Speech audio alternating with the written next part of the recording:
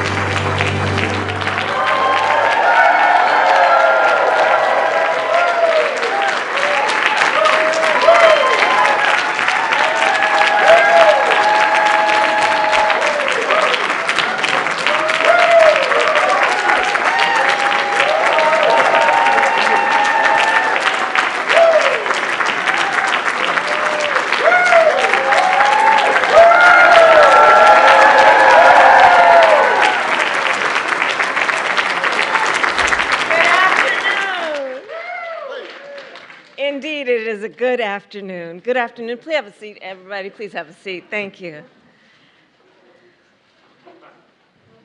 Feels good, doesn't it?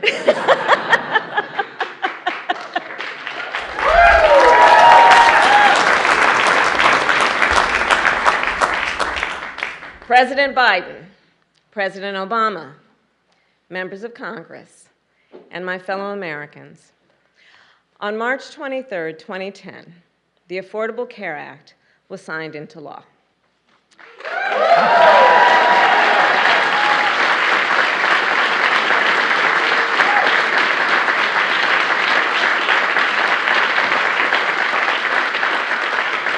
In the 12 years since, the ACA has delivered high-quality, affordable health care to more than 30 million Americans. Yes.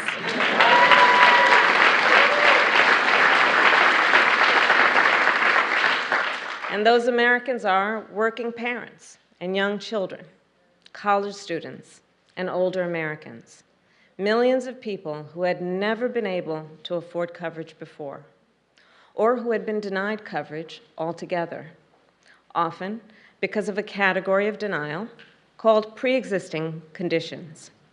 Conditions such as cancer, diabetes, hypertension, or even asthma. The ACA is the most consequential healthcare legislation passed in generations in our country.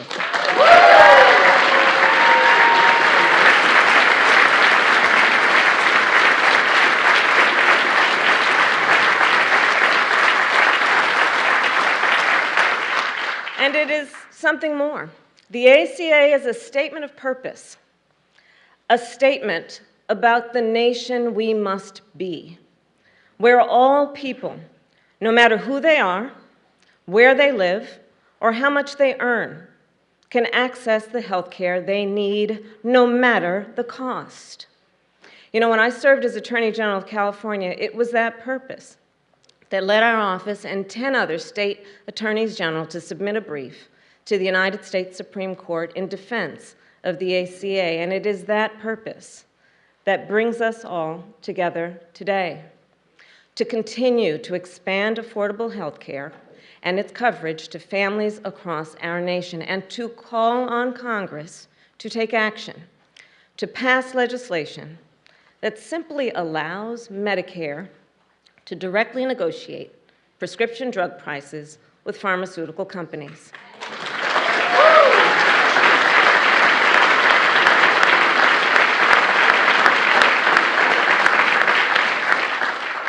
And if there's any question why, I'll explain.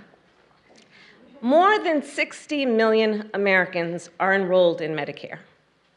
That would give Medicare significant bargaining power to negotiate prices for all those Americans.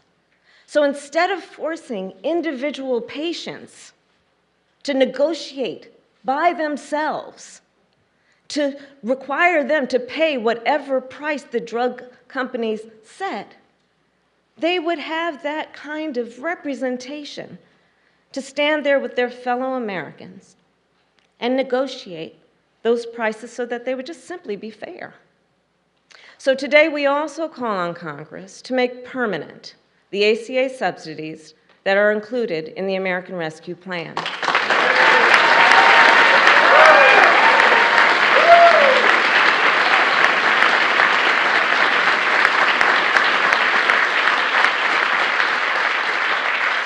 Subsidies that are currently lowering insurance premiums for millions of Americans and which are set to expire in December. And more must be done. Currently, there are 12 states in our nation that refuse to expand Medicaid for no reason other than petty partisan obstruction. As a result, 4 million people in our country are locked out of coverage. And that comes at a cost. For example, women who do not have health care coverage and are therefore less likely to have access during pregnancy or before or after to pelvic exams or vaccinations, prenatal checkups, postpartum, depression screenings, and all the other essential care they need to be safe and healthy before, during, and after birth. We know that expanding Medicaid coverage significantly reduces the number of mothers who die as a result of pregnancy.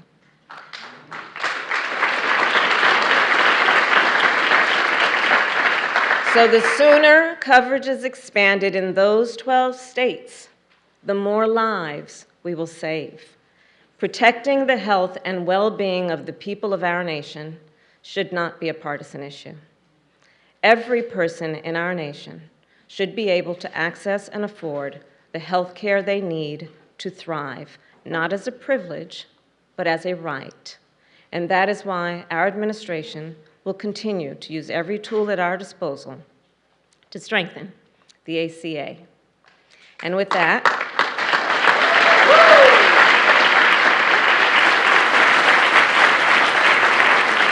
it is now my great pleasure to introduce the man whose vision and leadership led us to this day, whose unwavering commitment to the people of our nation laid the foundation for this groundbreaking legislation.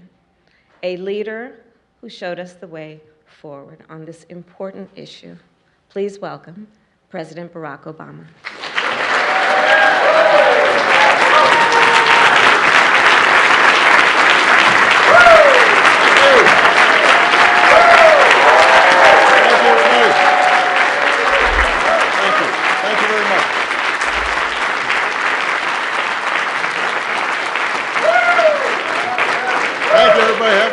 Have a seat.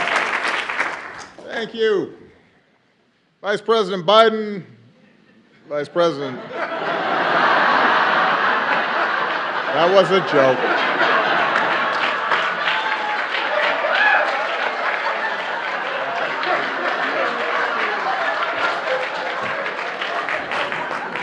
That was all set up.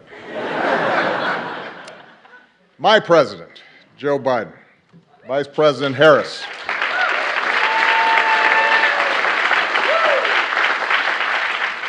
Our dear friend, Madam Speaker, Nancy Pelosi.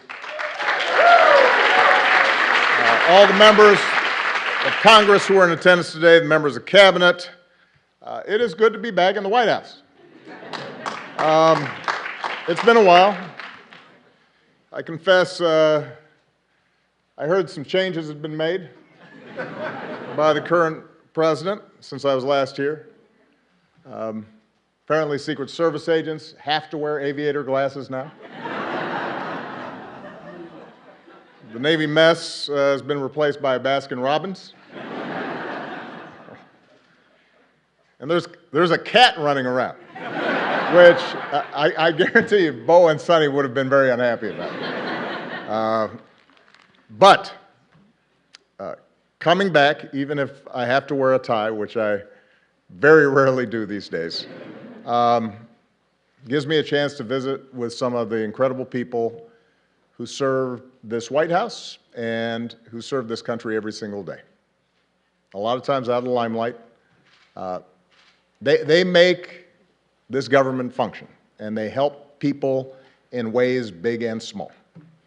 And from the outside, sometimes people don't understand just how grueling this is and how many sacrifices people make. Because those of us who are in front of the cameras oftentimes get the credit. But it's a lot of people who are devoted day in, day out to making this country better that matter, and a lot of them are represented here. And that's not just in the West Wing, by the way. It's also in the residence. There were a lot of people who looked after our families that I will always be grateful to. So it's wonderful to be back to say thank you to all of you. But most of all, coming back here gives me a chance to say thank you and spend some time with an extraordinary friend and partner who was by my side for 8 years.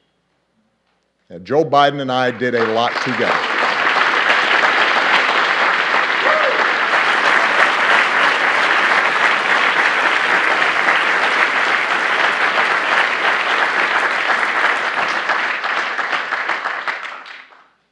We helped save the global economy, made record investments in clean energy, we put guardrails on our financial system, we helped turn the auto industry around, repealed Don't Ask, Don't Tell.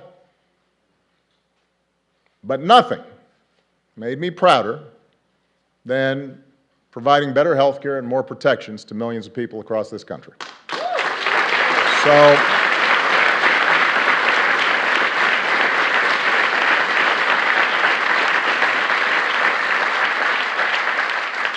So when President Biden said he was not going to just celebrate the ACA, but also announce actions that would make it even better, I had to show up.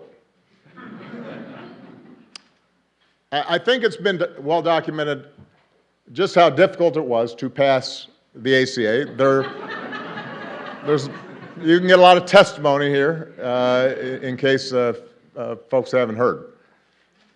You know, as a country, we have been talking about reforming health care for 100 years.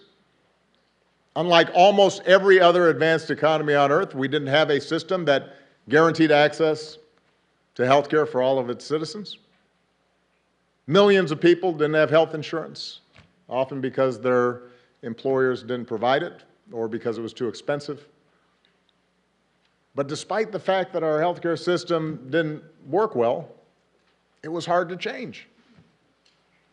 Healthcare represents about 1/5 of our economy. That's trillions of dollars that are involved. So there were a lot of different economic interests that were vying to maintain the status quo. And because the majority of Americans did have health care, some people naturally worried that they'd lose what they had. The media was skeptical of past failures. There was a lot of misinformation, to say the least, flying around. And it's fair to say that most Republicans showed little interest in working with us to get anything done. That's fair to say. But despite great odds, Joe and I were determined. Because we'd met too many people on the campaign trail who'd shared their stories. And our own families had been touched by illness. And as I said to our dear friend Harry Reid, who is missed, wished he was here today, because he took great pride in what we did. I intended to get health care passed, even if it cost me re-election, which for a while looked like it might.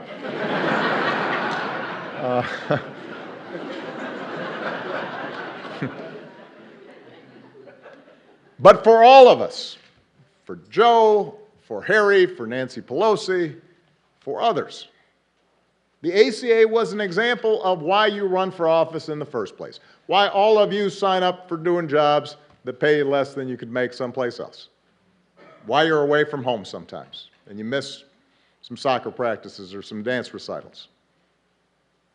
Because we're not supposed to do this just to occupy a seat or to hang on to power.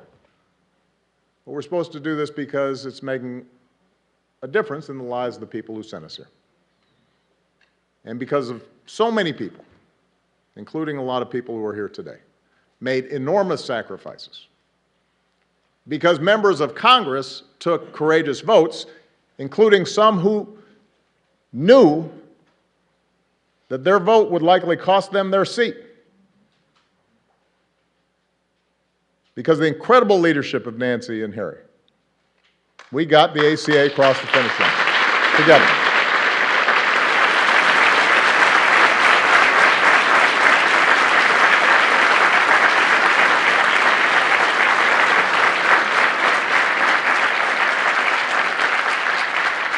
And the night we passed the ACA, I've said it before, it was a high point of my time here because it reminded me and it reminded us of what is possible. But, of course, our work was not finished. Republicans tried to repeal what we had done again and again and again. And they filed lawsuits that went all the way to the Supreme Court 3 times. I see Don Marilla here who had to defend a couple of them.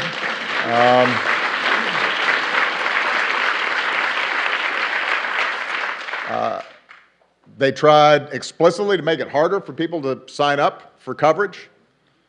And let's face it, it didn't help that when we first rolled out the ACA, the website didn't work. That was not one of my happiest moments. So given all the noise and the controversy and the skepticism, it took a while for the American people to understand what we had done. But lo and behold, a little later than I'd expected, a lot of folks, including many who had initially opposed health care reform, came around. And today, the ACA hasn't just survived, it's pretty darn popular. And the reason is because it's done what it was supposed to do. It's made a difference. First 20 million, and now 30 million people have gotten covered thanks to the ACA.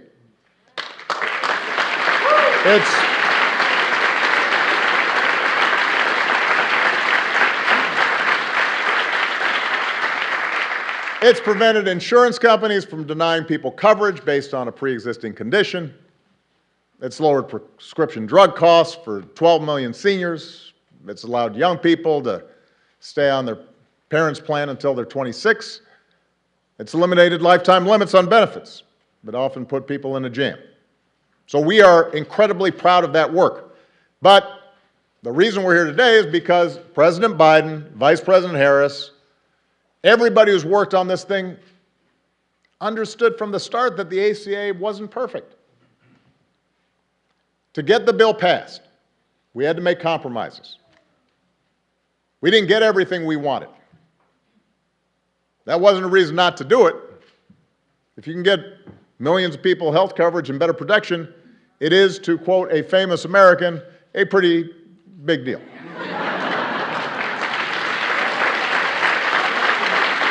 That's what it is.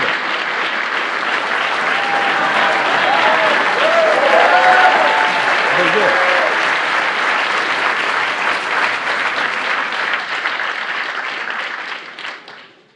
But there were gaps to be filled. Even today, some patients still pay too much for their prescriptions. Some poor Americans are still falling through the cracks. In some cases, healthcare subsidies aren't where we want them to be, which means that some working families are still having trouble paying for their coverage. Here's the thing, that's not unusual when we make major progress in this country. The original Social Security Act left out entire categories of people, like domestic workers and farm workers. That had to be changed. In the beginning, Medicare didn't provide all the benefits that it does today. That had to be changed. Throughout history, what you see is that it's important to get something started, to plant a flag, to lay a foundation for further progress. The analogy I've used about the ACA before is that in the same way that was true for early forms of Social Security and Medicare, it was a starter home. It secured the principle of universal health care, provided help immediately to families, but it required us to continually build on it and make it better. And President Biden understands that, and that's what he's done since the day he took office. As part of the American Rescue Plan, he lowered the cost of health care even further for millions of people. He made signing up easier. He made outreach to those who didn't know they could get covered, make sure that they knew, made that a priority. And as a result of these actions, he helped a record 14.5 million Americans get covered during the most recent enrollment period.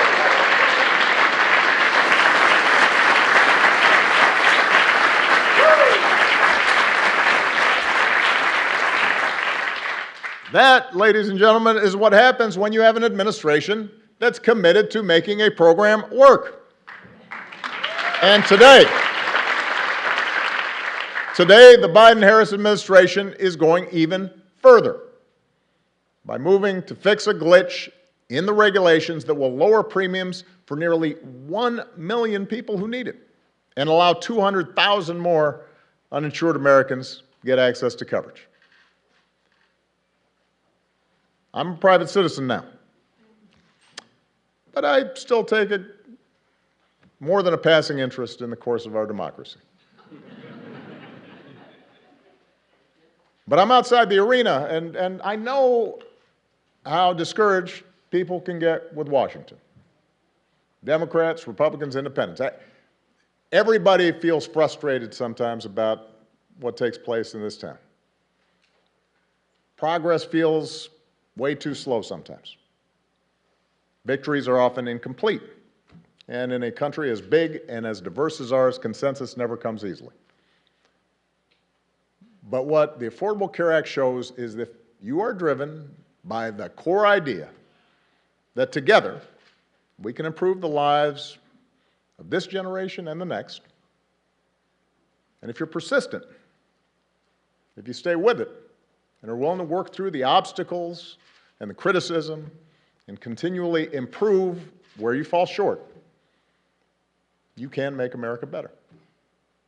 You can have an impact on millions of lives.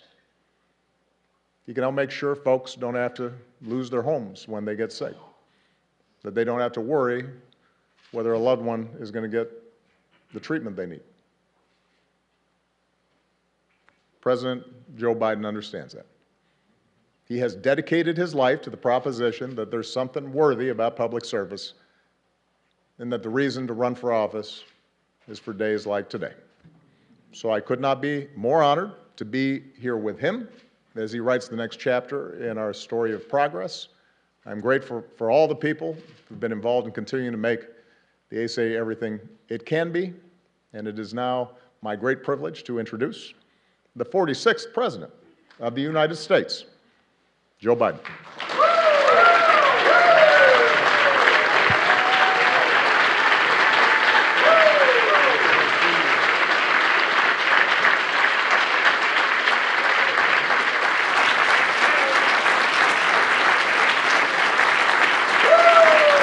Thank you.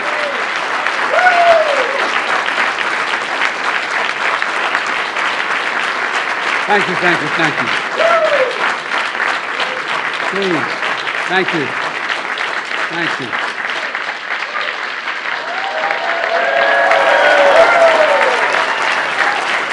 Thank you, thank you, thank you. Please.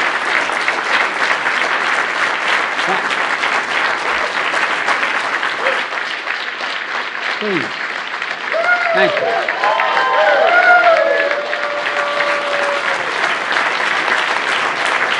Thank you very much. Please. My name is Joe Biden. I'm Barack Obama's Vice President. And I'm Jill Biden's husband. By the way, the only reason Jill's not here today, she's working. She's teaching. And so I just want you to know that's why she's not here. Good afternoon, everyone. Mr. President, welcome back to the White House, man. Feels like the good old days. Being here with you brings back so many good memories. We just had lunch together, and we weren't sure who was supposed to sit where. Look, it's fitting that the first time you return to the White House is to celebrate a law that's transforming millions of lives because of you. And I say because of you. We had a lot of help, the staff, and I helped a little bit, but it's because of you. A law that shows hope leads to change. And you did that. You did it. Let's be honest. The Affordable Care Act has been called a lot of things, but Obamacare is the most fitting. Obamacare. True.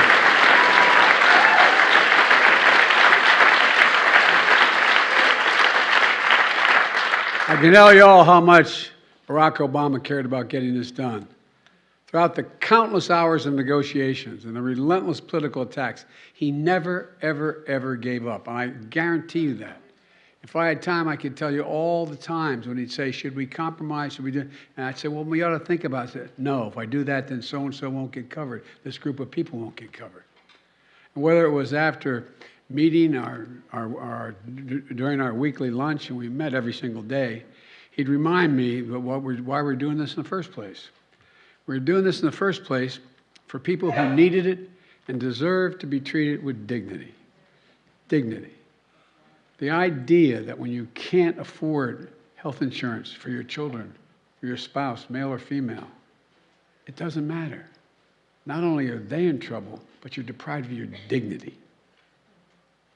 Barack, you talked about the idea that it was important that we make sure that you couldn't outrun your insurance.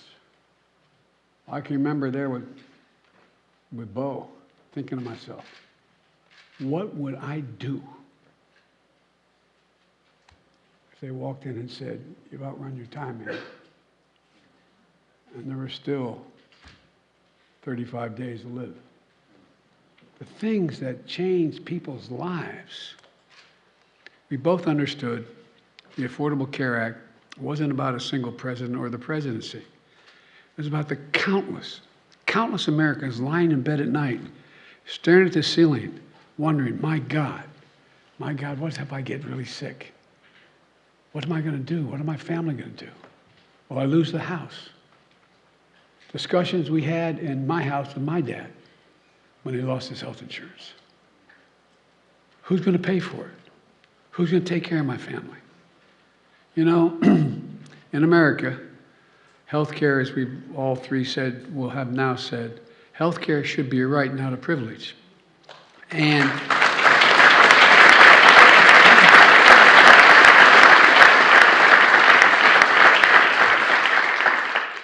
with the help of members of Congress, especially Nancy, and the advocates for families who are here today, 12 years ago, last month, 12 years ago, we made a good effort toward that proposition, and it should be right.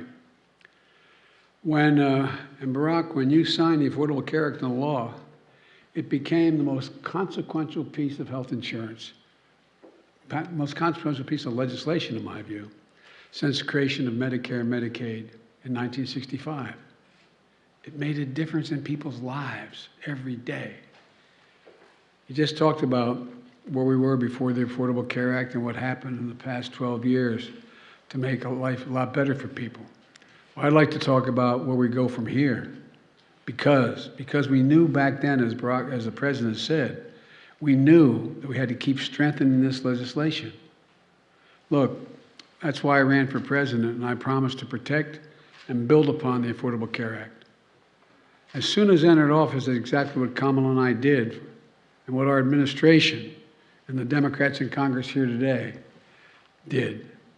We passed the landmark American Rescue Plan, which not only helped us in COVID-19 get it under control and our economy back on track, it got millions more people insured under the Affordable Care Act.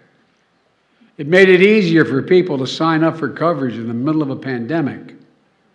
It opened to special enrollment people and gave millions and millions of Americans more time to enroll. It quadrupled the number of navigators out there in the communities, helping people to sign up for coverage because it's confusing to people. It's confusing. Presidents heard me say when we worked together, you know, they'd say, well, Biden and Obama are doing great on foreign policy. You want to do something difficult, try health care. Not a joke. Not a joke. So we continue to expand Medicaid. Missouri and Oklahoma became the 37 and 38 states to expand Medicaid under the Affordable Care Act.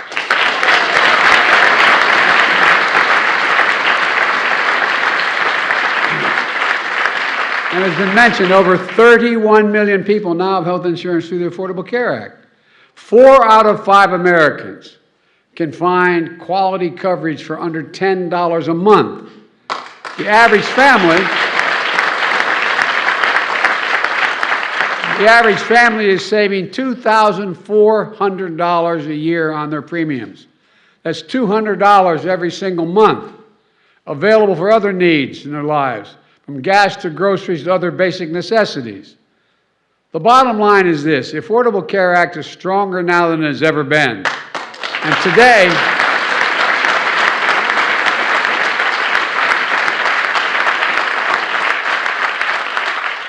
now I'm not even talking about what your former chief of staff is doing to make sure health care is available to all our veterans in the way he did. Yeah. And today, we're strengthening it even further. In a moment, I'm going to sign an executive order building on one of those that I signed last year. It directs federal agencies to continue doing everything in their power to expand quality and affordable health care coverage, making it easier for people to enroll in and keep their coverage, helping people better understand their coverage options, and to be able to pick the best option for that family, taking steps to strengthen benefits, lower costs, and expand eligibility, protecting Americans from low-quality coverage that can lead to a mountain of medical debt. And folks, and separately, it's time to fix what we refer to as the family glitch. Now, the family glitch, everybody in this room probably knows what it is. But it's a common issue facing 5 million Americans who can't get financial help to get coverage under the Affordable Care Act. And here's the problem. Under the current rules, a working mom is told, as long as she can afford employer-based coverage for herself, she can't qualify for premium subsidies to afford coverage for her family. Cover her, but not her family. We're working to change that. Once today's proposed rule is finalized, starting next year, working families in America will get the help they need to afford full family coverage. Everyone in the family.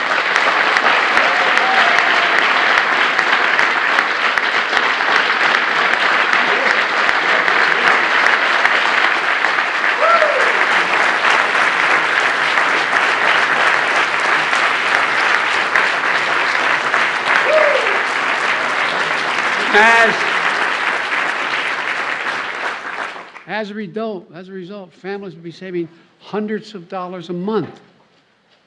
With this change, it's estimated that 200,000 presently uninsured Americans are going to gain coverage.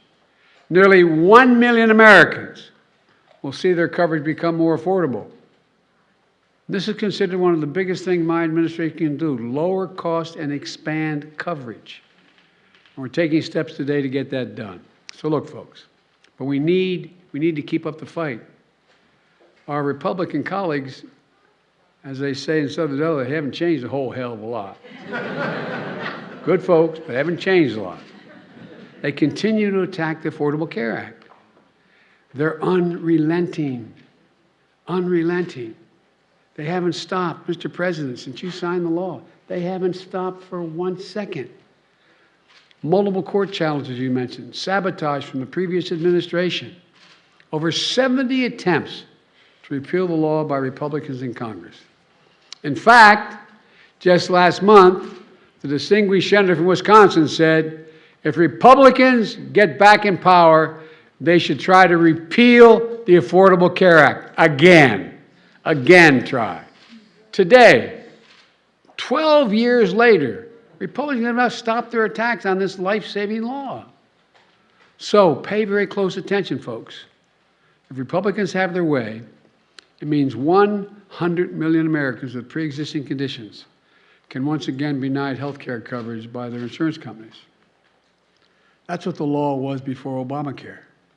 In addition, tens of millions of Americans could lose their coverage, including young people who will no longer be able to stay on their parents' insurance policy at age 26. Premiums are going to go through the roof. Well, I got a better idea. Instead of destroying the Affordable Care Act, let's keep building on it. Let's extend it. Extend.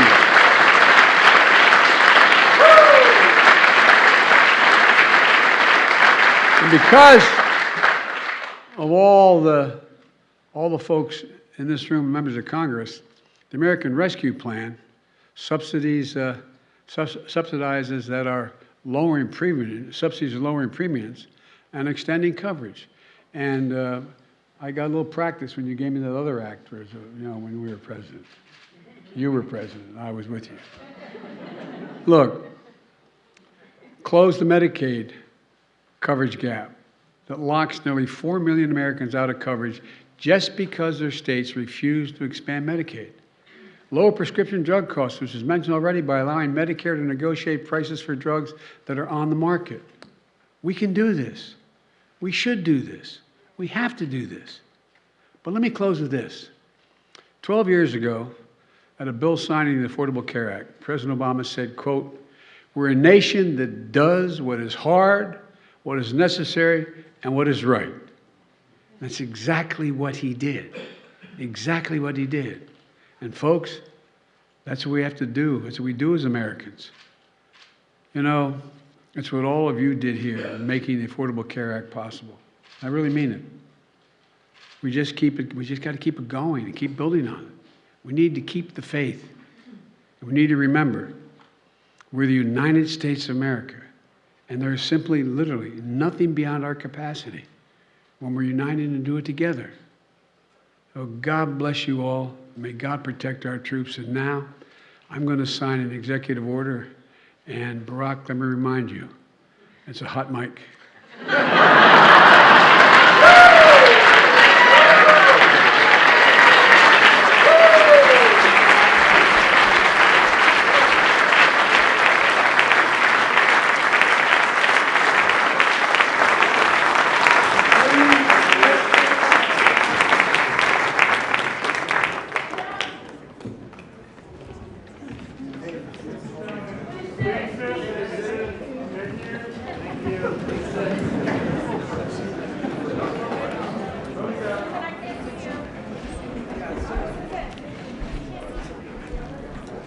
See everybody?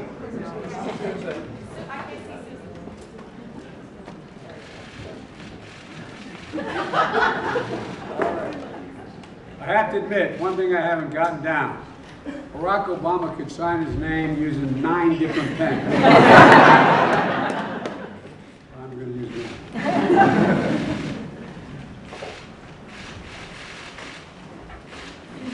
There you go.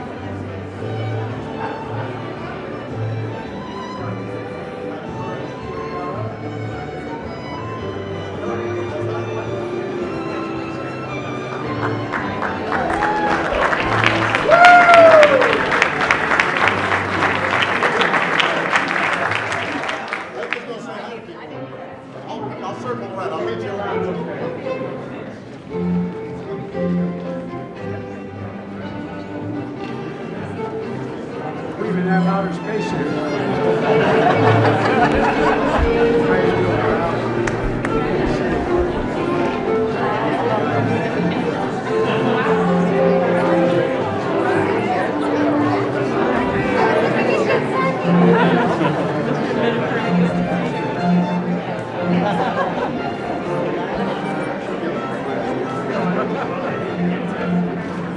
Hey guys, how are you?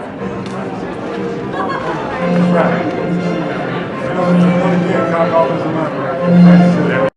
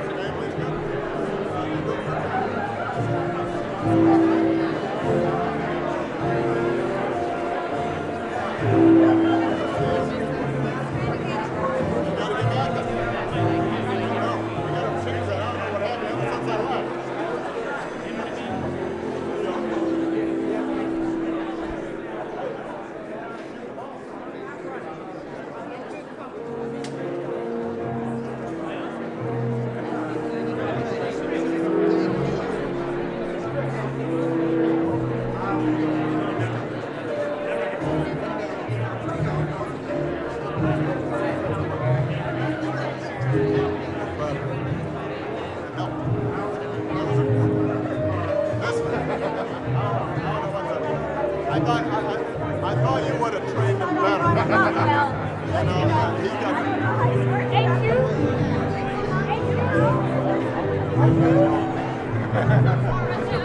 you say to Democrats worried about the midterms? What do you tell Democrats worried about midterms? You got a story to tell, you got to tell it. Does what's happening in Ukraine make you rethink your decision, Mr. President?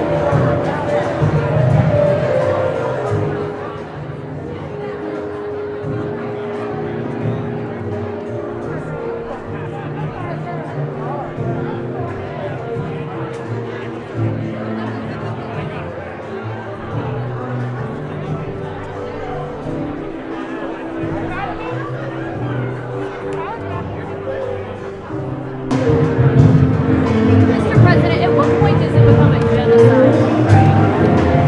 Mr. President, what do you say to Democrats worried about the midterms, sir?